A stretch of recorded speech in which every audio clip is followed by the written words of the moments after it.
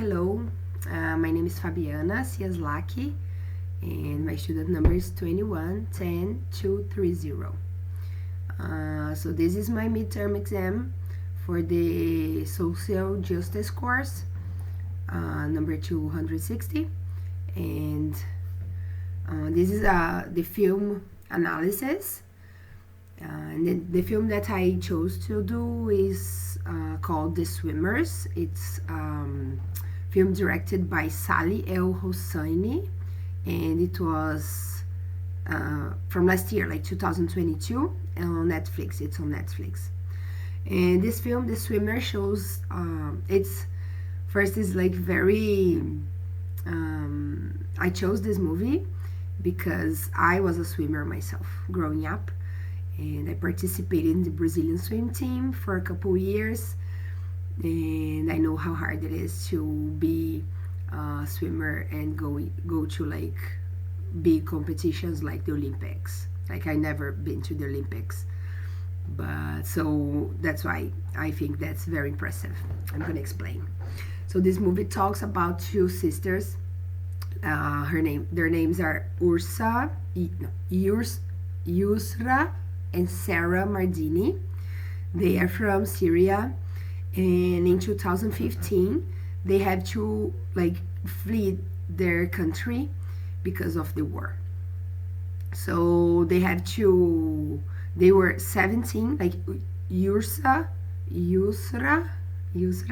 was 17 at the time, and Sarah was 20 years old, and they were both swimmers growing up. Like they were participating in like all the meetings and competitions in Syria, and Yursa's dream was going to the Olympics. So she was like practicing and like training for that. So in 2015, after 4 years of like civil war in Syria, the place, like the city that they lived was attacked, and they could not live there anymore. It's not safe for them to stay there, so they had to flee the country. So they crossed borders to two other countries, and then they board in an inflatable boat with 20 other refugees from Syria, and they tried to cross the Mediterranean Sea. The boat was severely overcrowded with 20 people. I read that the boat was for like 6 or 7 people only. So 20 people there, the boats like very fast start to sink, like the water just start coming inside. So both of them, Yusra and Sarah, they as they were swimmers, they jumped to the water and they swam holding the boat for 3 hours and a half until they reached the Greek islands of Lesbos. And when they arrived in Lesbos, the sisters were detained by the Greek authorities and they were relocated to Germany. And they were granted asylum there, and they eventually like made their lives in Germany. They went to school, they went to university. And then the most impressive fact is that in 2016, Yusra Mardini, she competed in the Olympics in Rio de Janeiro in Brazil, and she decided to compete under the Olympic flag as part of the refugee Olympic team. So it's a team with 10 athletes like that or refugees.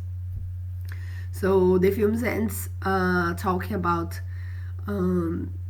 that since 2011, 5.7 million Syrians have become refugees. And the civil war is still happening like now, like after like more than 10 years. And they say that there are more than 30 million refugees worldwide. Half of them are under age of 18, like Yusra was. In 2015, she was only 17.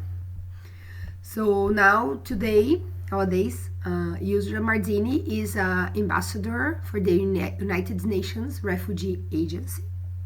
She advocates for refugees around the world and helps to create opportunities for sports, education, and employment for them. And in 2018, she was nominated for the Nobel Peace Prize. And Sarah Mardini, her sister, she also is a activist about human rights for Syrian woman. She works like as a migrant rights defender. So she is in Greece right now, volunteering for like these refugees that need help.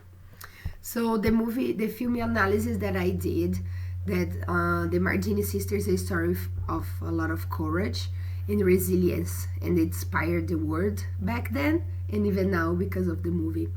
So and then what I can the analysis that I did was like related to the children's rights that usually are violated when they become refugees.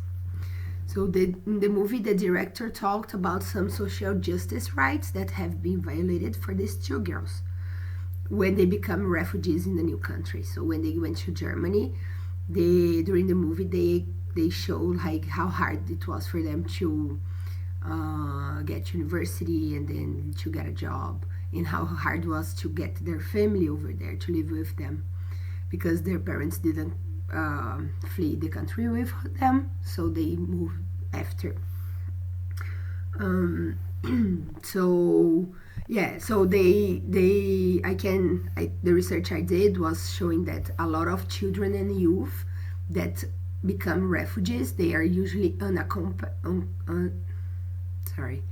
they don't have a legal guardian or a parent with them. They go by themselves. So they usually face physical and mental health issues, trauma, social isolation, and lack of access to education and other basic services like health. And then efforts must be made to create a safe and support environments for these children in these host countries. And more countries should be hosting these refugees. So last year we had the case of Ukraine, and a lot of refugees fled Ukraine and came here to Canada. But that doesn't happen in a lot of countries. Some countries close their doors, their boards for these refugees. So other topics that are explored in the movie are like immigration. So they show, like in the movie, they show how hard it is for the refugees in a foreigner country to become citizens. So they are not citizens and they are nothing. They don't have documentation. They don't have access to like education and health system. And it's like the process to become a citizen that host country is usually long, and in that meantime it's very hard for them to live and to navigate all the resources that they need. They also talk about racism. So the racial tension are a very prominent theme in the movie. The young swimmers, the two sisters, they face obstacles of their like different backgrounds. Like they come from Syria. And they also talk about gender equality. So that's like how even harder it is for women that are refugees. Next, they talk a little bit about the access of education. So they explore a little bit about this university access that they have, they get to the university, but how hard it is for them to get there. And then the economic inequality, because these two sisters, they attempt to pursue their goals, they struggle with financial difficulties due to lack of resources and how hard it is for them to find jobs. So the conclusion that I made from this movie analysis is that the film brings attention to refugees and the lives they must live in a different country. So how hard it is for them to start a new life without anything or anyone that they know in a new country. So in the film, Yursa was very successful. So they show that she went to the Olympics and she went to university and she made her life. But that doesn't happen to all the refugees. Usually they struggle, especially children that are refugees without their family, without their parent. So, as I said before, like around 15 million children and youth are refugees worldwide right now. And so every country and every person should be responsible for these children's well-being, and public policies should be created considering their safety and their well-being. So yeah, that's it. Thank you.